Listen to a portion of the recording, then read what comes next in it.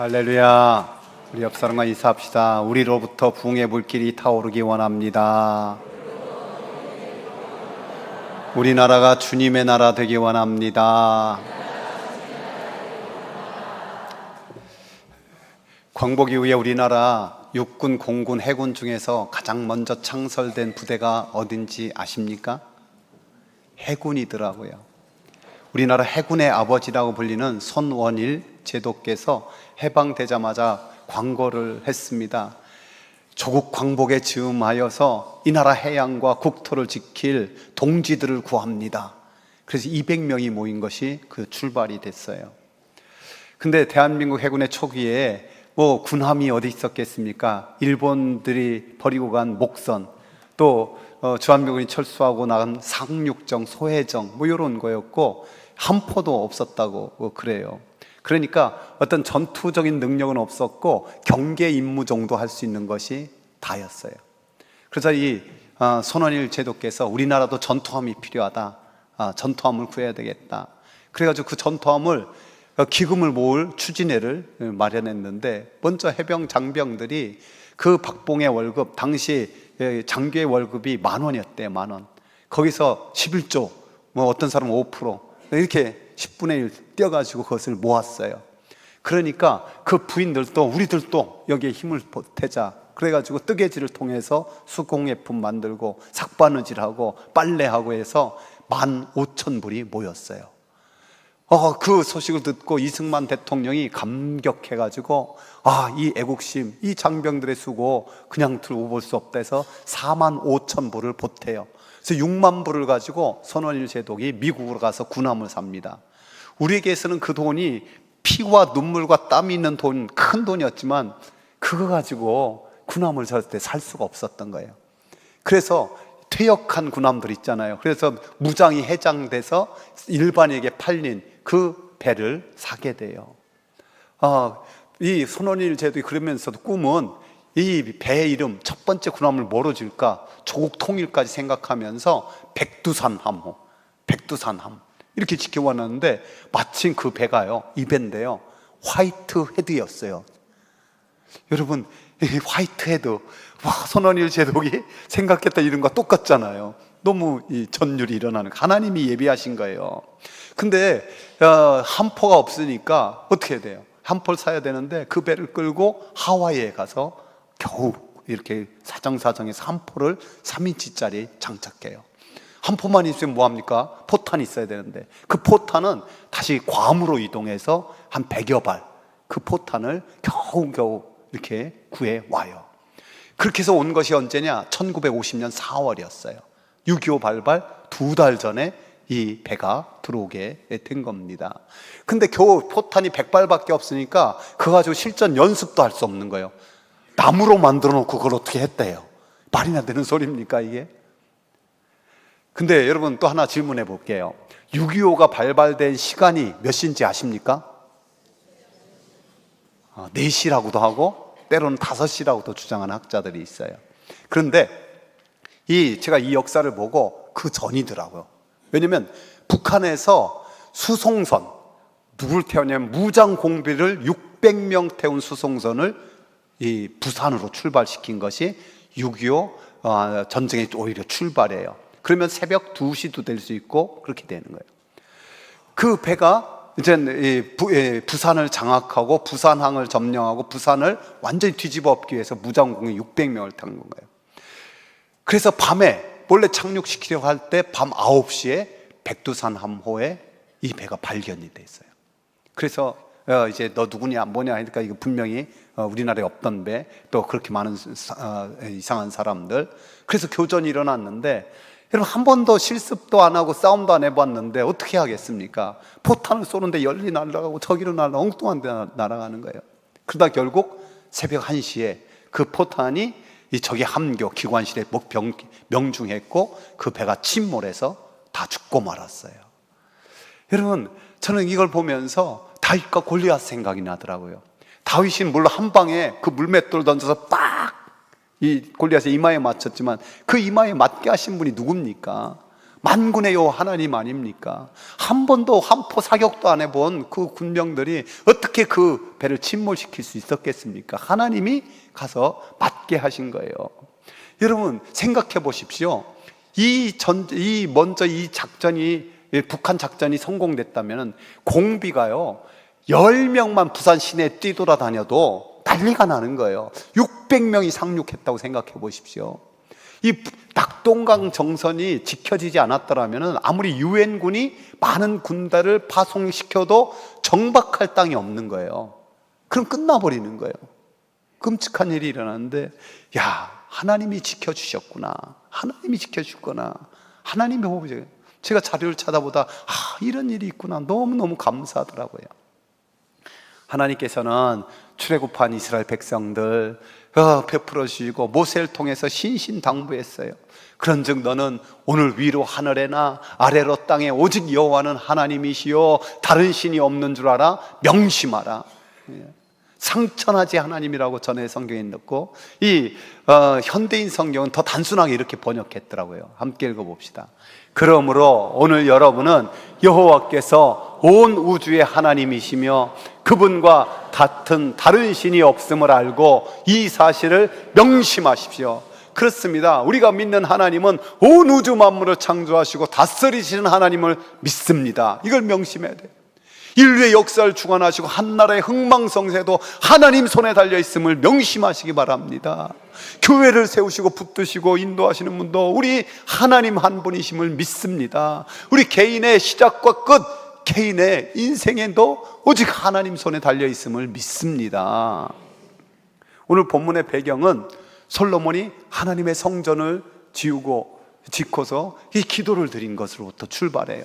저는 그 기도문을 읽을 때마다 이 부분에 늘 감동을 받아요. 함께 읽어볼까요? 주의 백성 이스라엘에 속하지 않은 이방인에게 대하여도 그들이 주의 큰 이름과 능한 손과 표신팔을 위하여 먼 지방에서 와서 이 성전을 향하여 기도하거든 주는 계신 곳 하늘에서 들으시고 모든 이방인이 주께 부르짖는 대로 이루사 땅의 만민이 주의 이름을 알고 주의 백성 이스라엘처럼 경외하게 하시오며 또 내가 건축한 이 성전을 주의 이름으로 일컫는 줄을 알게 하옵소서. 이방인을 짐승처럼 여기는 그 당시 솔로몬이 어떻게 제정신으로 이런 기도를 드렸겠습니까? 하나님의 영이 감동해서 이방인들도 하나님을 경외하게 해달라고, 그들의 기도도 들어달라고 그렇게 기도했던 거죠. 그 하나님이 너무너무 기뻐하셨어요. 그래서 응답으로 불을 내려 그 제단의 제물들을 받으시고 하나님의 영광이 가득하게 성전에 임하게 하였어요.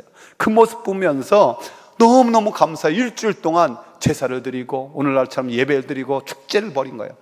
그 일주일도 부족해서 다시 일주일 연장해서 보름을 하나님 앞에 예배 드리고, 그러니까 그 밤에 하나님께서 나타나셔서 하신 말씀이 오늘 본문이에요.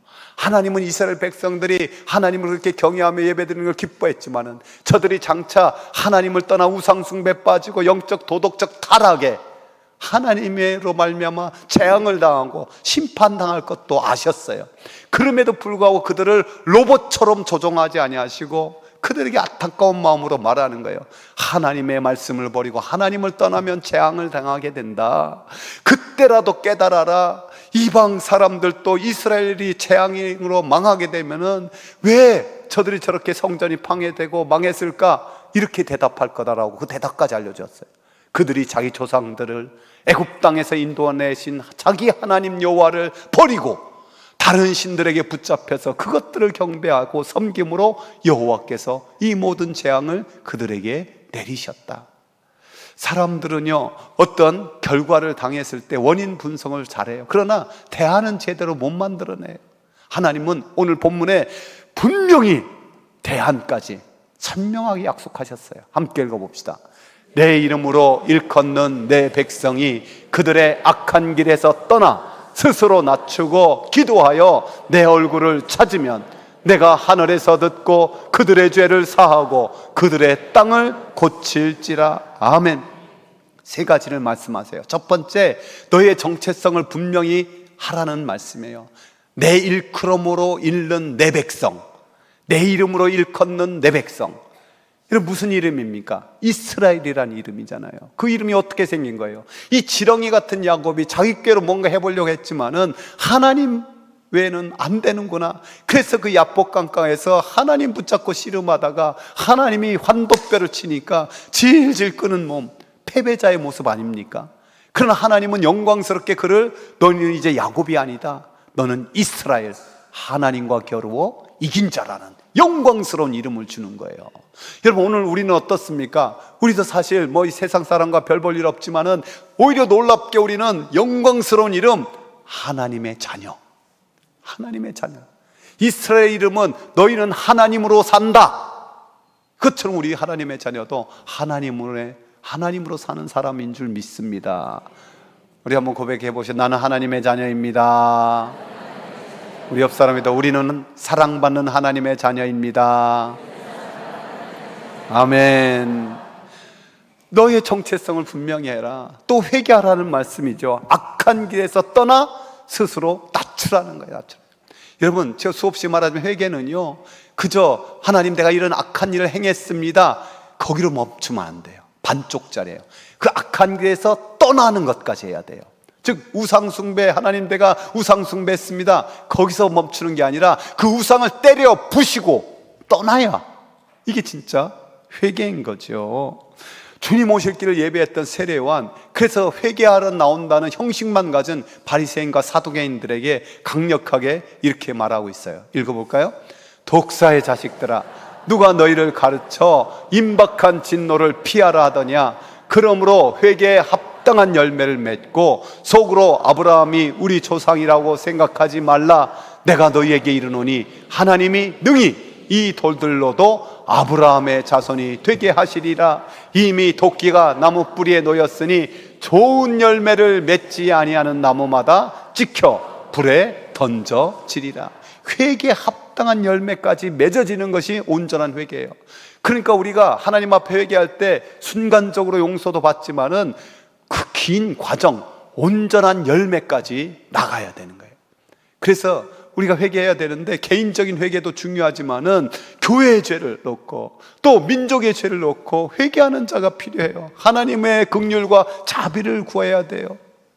그래서 하나님이 교회가 하나 되지 못하고 나라가 정말 하나님 앞에 하나님을 제대로 섬기지 못하고 떠났던 것 참회할 때 주님께서 불쌍히 여기심을 믿습니다.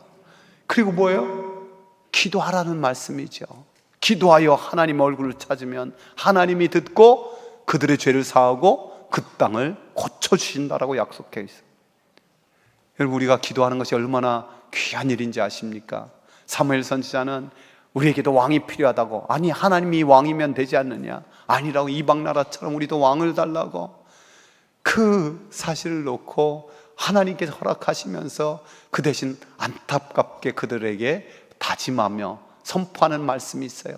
여호와께서는 너희를 자기 백성으로 삼으신 것을 기뻐하셨으므로 여호와께서는 그의 크신 이름을 위해서라도 자기 백성을 버리지 아니하실 것이고 너희들이 그렇게 해도 버리지는 않을 거다. 나는 너희를 위하여 기도하기를 쉬는 죄를 여호와 앞에 결단코 범하지 아니하고 선하고 의로운 길을 너희에게 가르칠 것인즉 너희는 여호와께서 너희를 위하여 행하신 그 큰 일을 생각하여 오직 그를 경외하며 너희 마음을 다하여 진실이 섬겨라. 우리가 이 6.25 참상에서 참으로 이만큼 벗어날 수 있었고 이렇게 살 수 있는 것 하나님께 기도하였기 때문입니다.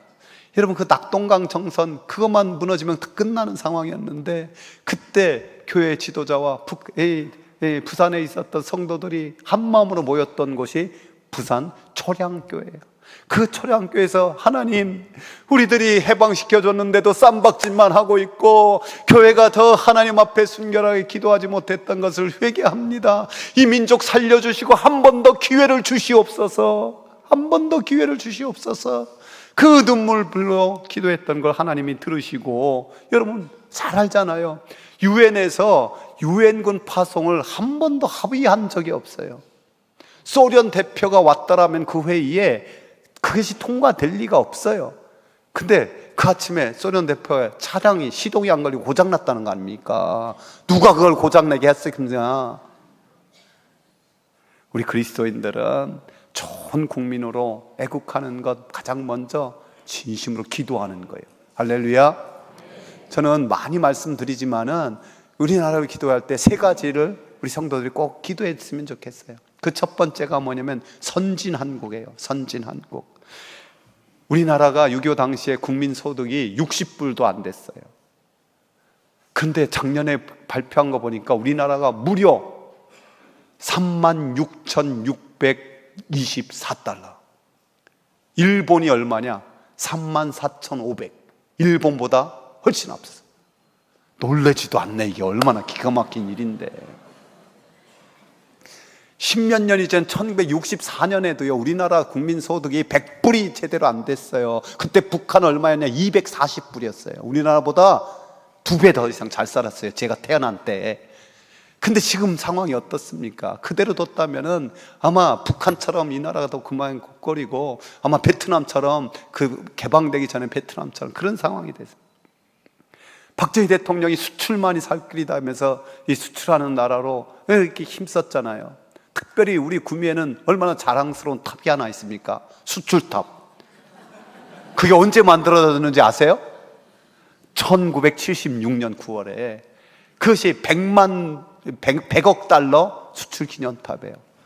그래서 우리나라의 이 산업단지인 이 구미가 그 일을 잘 감당하고 앞으로 더 잘 감당하기 위해서 세웠어요. 그러다 거듭해서 올라다 1994년에 드디어 1,000억 불을 수출하는 나라. 그래서 그때 중진국이 되었다고 하고 한강의 기적이 세계적으로 알려지기 시작이 됐답니다. 이처럼 일제수탈과 6.25의 그 참상 속에서도 그 2차 세계대전 후에 새롭게 신생 국가들이 100개가 넘는데 우리나라 같은 나라가 없는 거예요. 얼마나 하나님께서 은혜와 복을 주하여 주셨습니까? 그러나 이것이 무조건 선진한국이 아니에요. 정치가 더욱 하나님을 두려워하고 백성을 진심으로 위하는 깨끗한 정치가 돼야 돼요. 경제가 빈부격차가 너무 심해지면 안 되고 성실하게 열심히 일하는 자들이 잘 살게 되는 그런 구조가 돼야 돼요. 교육이 100년 대계를 잘 세워서 우리 다음 세대들, 우리 자녀들이 꿈꾸는 그런 나라, 마음껏 행복한 나라가 돼요. 또 사회가 윤리 질서가 잘 지켜지고 정직하고 깨끗한 사람들이 더하고 특별히 사회적 약자들도 잘 보다듬어 섬길 수 있는 그런 나라. 무엇보다 또한 문화가 건강하고 건강한 가정, 이 죄악들이 판치는 그런 동성애와 마약과 이런 것들이 자꾸만 걱정되는 나라가 아니라 쾌락보다도 참된 기쁨과 의미가 있는 나라.